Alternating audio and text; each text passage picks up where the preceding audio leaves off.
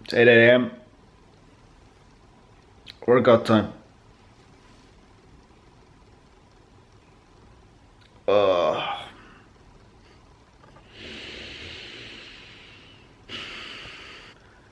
I need some more sleep soon.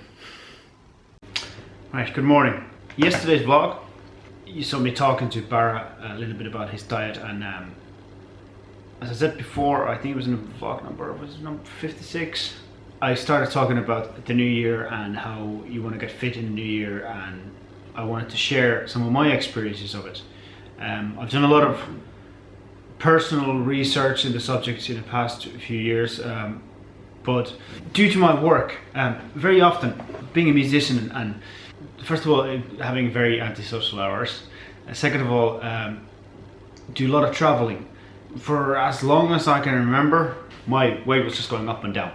And obviously that's, in the long term, that's not healthy. And then a couple of times it kind of slipped a little bit, and it did that earlier last year. And I decided I was time to do something about it.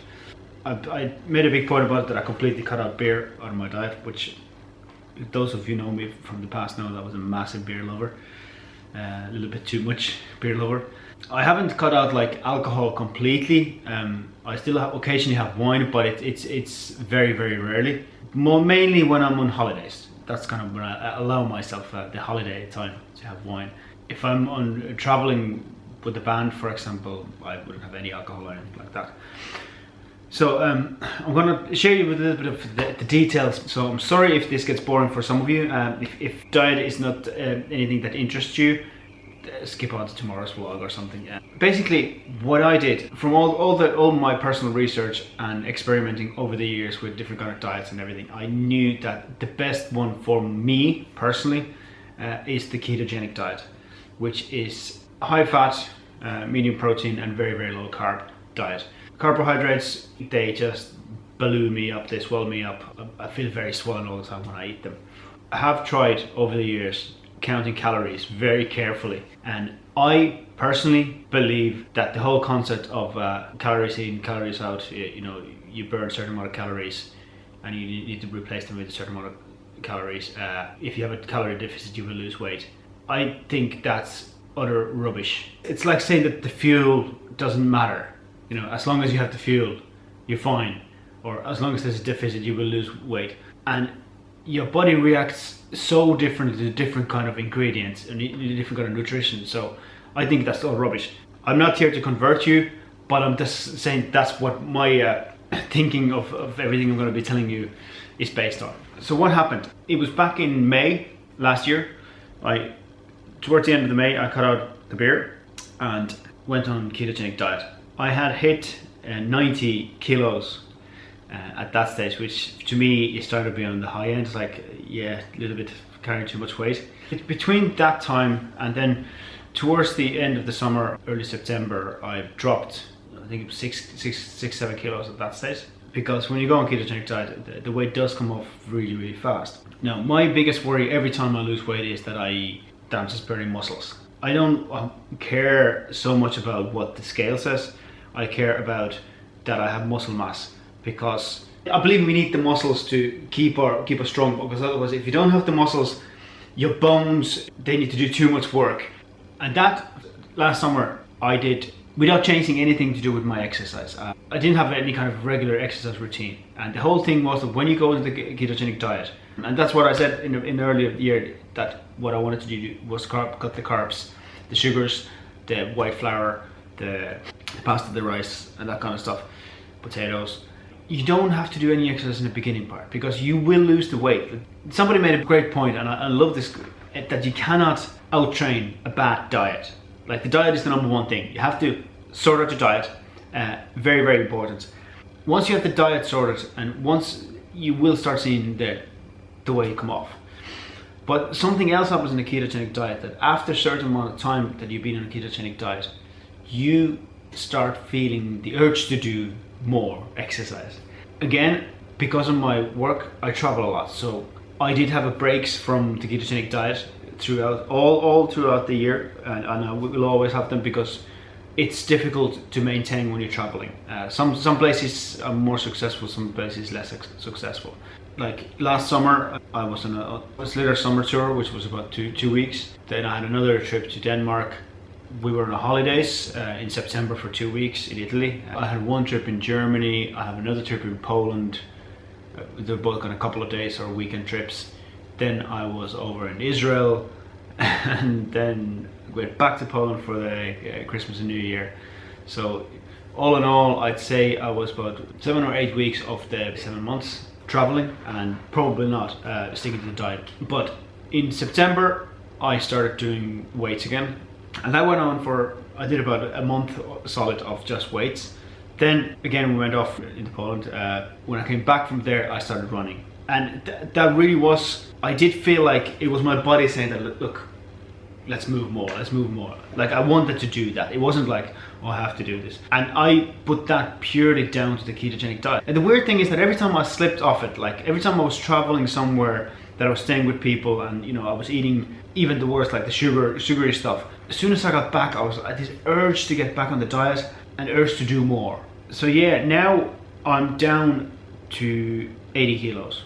So I've dropped 10 kilos, which is substantial. I'm really happy being around about 80 kilo weight, but the weight isn't really what I'm worried about. It's more the body fat. I want to get rid of the body fat and hopefully in the process build some more muscle as well, because I think that having the excess fat in your body is a big problem. If I have fat around me, outside of me, I'll be pretty sure that I probably have them around my internal organs, which is really, really dangerous then. That's where we are at the moment. So what does my diet look like? In a very, very, very simple breakdown, my average diet when I'm home is 20 to 25% of protein, about 5% carbohydrates, and the rest is fat, whether it's 70 or 75% is fats, good fats. By that I mean butter. I love Irish butter. Kerrygold. Coconut oil. I use this in cooking a lot. I cook my eggs with it, I cook even my bacon with it.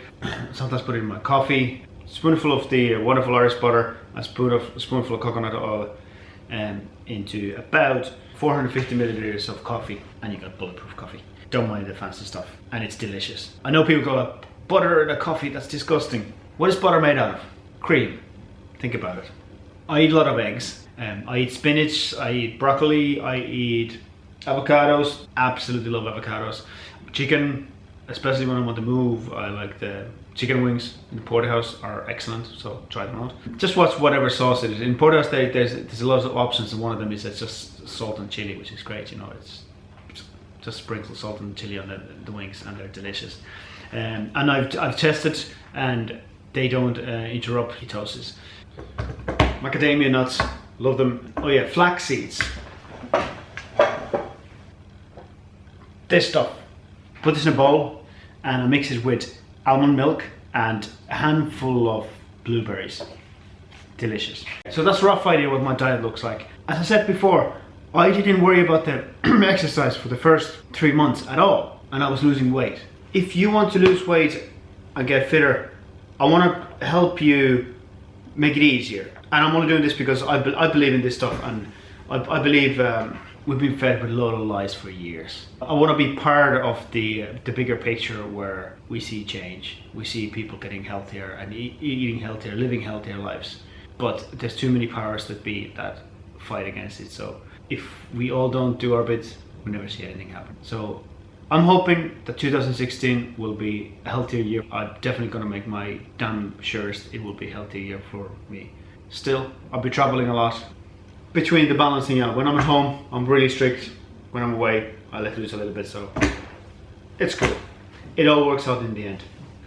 Now, I gotta get to work. You know you should have gone home long time ago. Day 3. Yeah, it was a set of slides. They're pretty hardcore.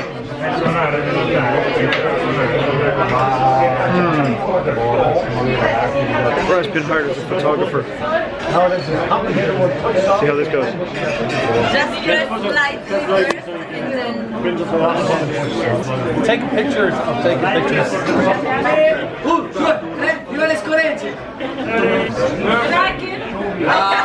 Where are you guys from? Ah. Are we good to go?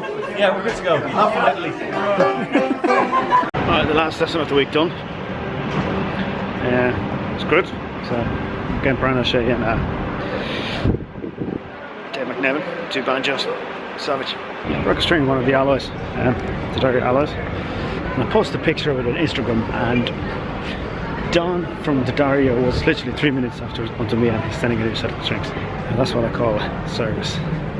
Believing your product. So fair play to you, Dario. I'm impressed. Just a sipping on that beer. There's someone waiting here to keep the bed warm, but you don't want this now, do you? Okay. Thanks so much.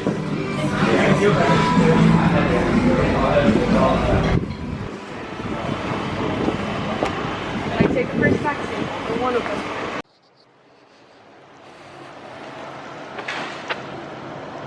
Posh car. As someone sees you try to forget on the face. 2 o'clock in the morning.